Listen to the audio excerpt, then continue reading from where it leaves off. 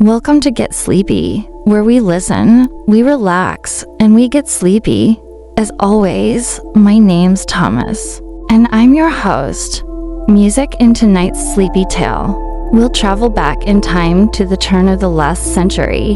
We'll take a look at life in a small town in Minnesota at the dawn of the 1900s. It was beautifully written by Leela and will be read by TK. If you'd love more content from Get Sleepy and the very best listening experience, be sure to check out our members subscription, Get Sleepy Premium, tomorrow night in our weekly premium exclusive episode. Join me as I read a sleepy adaptation of an old Spanish fairy tale about a young man who ventures into the forest in search of a missing princess. To find out more about all the perks of being a Get Sleepy Premium member, like ad-free listening, early access to episodes, discount on merchandise, and plenty more, just visit the link in the description. Thank you so much for your support. Relaxation before sleep now, my friends, to prepare for our story. Take a moment to let the modern world slip away. Close your eyes and allow your mind to travel away, leaving behind the busyness of the day, knowing there's nothing more you need to do or that you can do to contribute towards the day. Music, the best thing you can focus on now for yourself and anyone who relies on you, is to relax and rest. Music, let your mind travel away further and further from any sounds of traffic or any activity around you. Your imagination can act as a portal to another world, another time. Breathe deeply, enjoying the tranquility of the exhale as you let go of any tension or stress. And with each breath, imagine a quieter life, one where night was rarely lit by more than moonlight and the stars, where chills were warded off by wood-burning stoves and thick clothing. A life that never moved faster than a horse-drawn cart. And now, let's venture there to a sunny morning in 1905 on the edge of a town in the American Midwest. This is where our story begins. A relaxing, sleepy story, huge, leafy trees, shaded, unpaved roads. Rambling wooden houses stood here and there along the streets. Grassy hillsides rose behind them, dotted with wildflowers.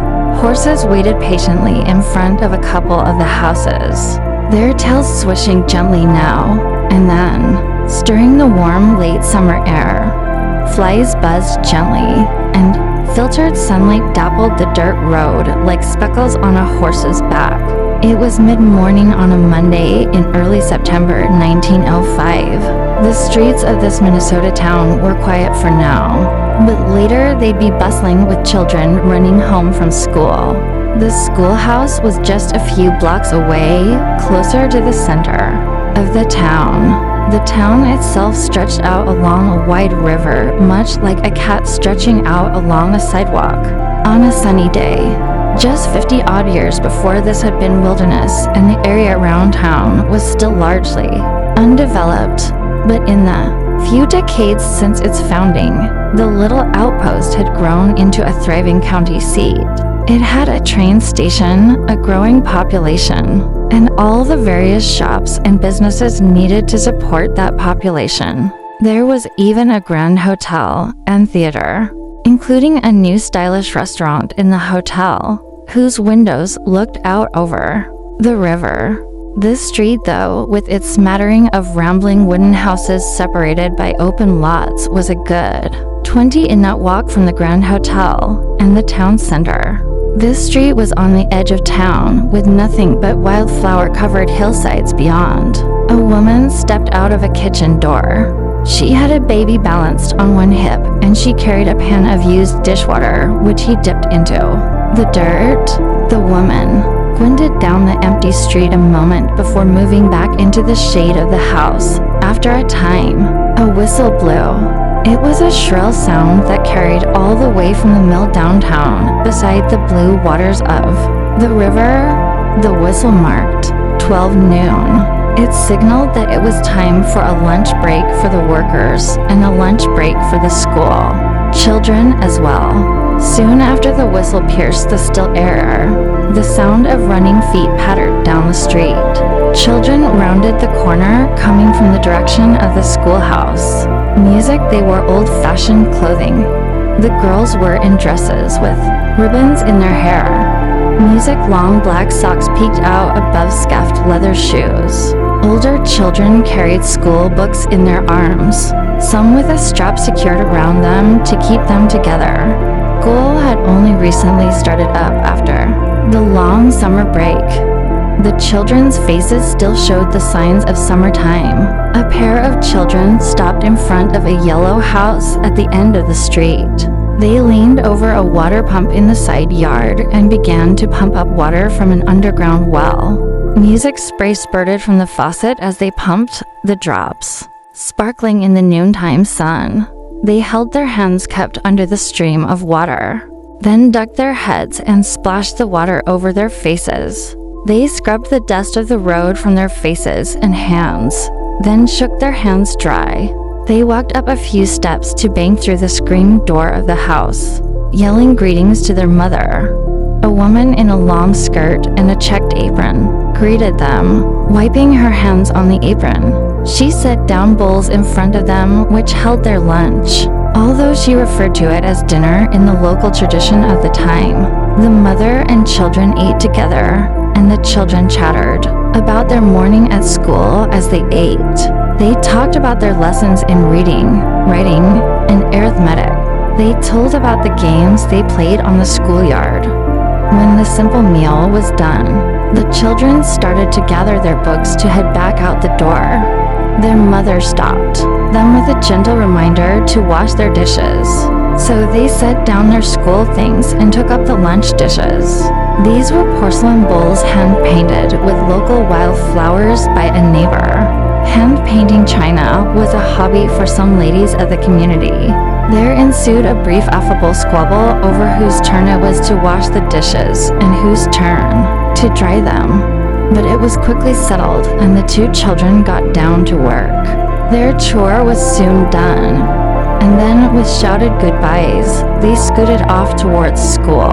Dust rose from the street as they went, joining a stream of returning students. And then the streets were quiet again. The only sign of the recent burst of activity was the settling dust, which circled lazily in the tilting shafts of sunlight that shone between the green leaves of the trees. The flecks of dust drifted before settling down again on the packed gray-brown dirt of the little road.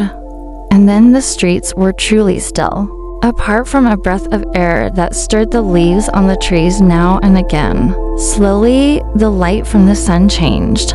It grew richer and deeper, its morning brightness mellowing into afternoon light tinged with a hint of gold. The woman emerged from the yellow house. Then her checked apron was gone now. It had been replaced by a crisp white blouse with a high neck and long sleeves. Despite the warmth of the day, delicate embroidery adorned the cuffs and collar of the blouse. It was tucked into long skirts that swished around brown leather boots with buttons. The woman's hair was swept up into a loose mass on top of her head with a wide hat pinned securely above. A spray of dried flowers adorned one side of the hat, which was tilted forward at a stylish angle. The woman held a card case in one hand. She turned and set out briskly down the street in the direction the school children had stampeded. Some time before, she looked as though she were headed out to pay afternoon calls on other ladies of the neighborhood. And sure enough, she turned a corner onto the next street where she could just be glimpsed trapezing up a walkway to a large white house with a tower on one corner. She knocked, the door opened, and she disappeared inside. In the days before telephones, people had to visit neighbors and friends in person when they wanted to exchange information or pass the time. Visiting someone at their home was known as paying a call or calling on the person, and to avoid dropping in on each other at inopportune moments, people in Europe and the United States developed a carefully prescribed set of social rules for paying calls. The accepted rules for calling on someone in 1905 in this Minnesota town were roughly as follows. Ladies made and accepted calls in the afternoons. They would complete household chores in the morning. Then they would change and freshen up before either going out to make calls or staying at home, ready to receive any callers who appeared. Sometimes ladies even had specific days when they accepted afternoon calls, while other days they went out to call on others. They carried calling cards printed with their names, precursors of today's business cards. This tradition apparently began in France during the 18th century and quickly spread across Europe and to the Americas. If the person being called upon wasn't home, the visitor would leave one or more cards to show they'd been there. The number of cards they left conveyed a message. For example, different numbers of cards might indicate a wish to call on different members of the household, or invite a return visit from certain household members if the person was at home. On the other hand, more traditions kicked in. Calls were generally supposed to be short, and there were specific protocols about how long to stay and who should leave first if there were multiple callers. And then there were further expectations after the call. The recipient of a visit should later return the courtesy by calling on the visitor in their home within a certain period of time, and so on. Sure enough, the woman in the crisp blouse emerged from the White House with the tower some 20 minutes later as prescribed by the social conventions. She turned towards her home and walked back up the gentle slope to her own yellow house. She was there by the time distant voices and running feet announced that school was now out for the day. She was seated in the shade of her front porch, embroidery in her lap, when the children appeared, flying up the street in their eagerness to deposit their books and go play. The children dropped kisses on her cheeks as they flew in the door of the little house. The screen door banged gently closed behind them. The kids formed a knot for a moment of animated discussion. Then they spread out again, drifting into teams for a game of Red Rover. Red Rover. The two teams linked hands, and then one team called for a player from the other team to come over. The child hurtled for it, attempting to crash through the linked hands. The line held firm though, and he wasn't able to break through. Music so following the rules of the game, he joined forces with that team. The next player to cross, an older girl, managed to break through the opposing human chain.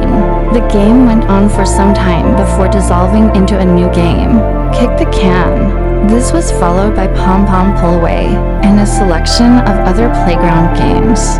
But soon mothers were calling from doorways. Supper was ready. The children scampered off in the direction of their various doorways. A few rounded corners headed for homes a block or two away. The children of the yellow house washed up at the pump again, then ran in once more through the screen door. Their mother was no longer doing embroidery on the porch. She stood at a cast iron stove in the small kitchen. A wood fire inside the stove heated its cooking surface where a large pan sizzled. Inside the pan, potatoes were frying, giving off an inviting smell. At that moment, a tall man in a dark suit walked briskly up the street. He swung a cane that was clearly a stylish accessory, rather than a walking aid. The man turned in at the yellow house. The moment he walked in the door, the children flocked to him. They flung their arms around him and showered him with kisses. Their mother was not far behind, untying her apron as she came to greet him. The evening greetings over, all the family sat down around the little table in the kitchen. It was set with a pretty flowered cloth and the painted china plates.